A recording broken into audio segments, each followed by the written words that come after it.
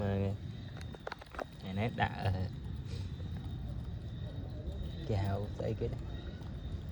cho mời cái này xây cái VC này cái này một là xây màu dạ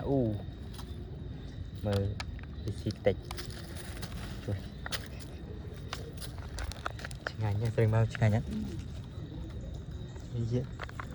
xây màu bài mũ này cái mơ belum tahu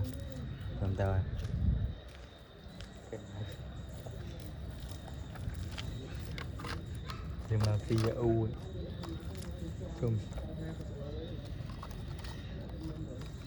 mơ chạ nè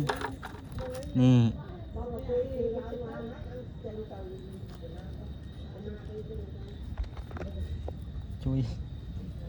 ghê xẻ nhất thế nào này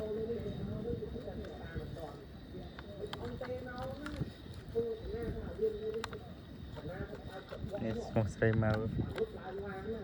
xì dạ đi nhâm mùi nhâm đẹp cái mới mà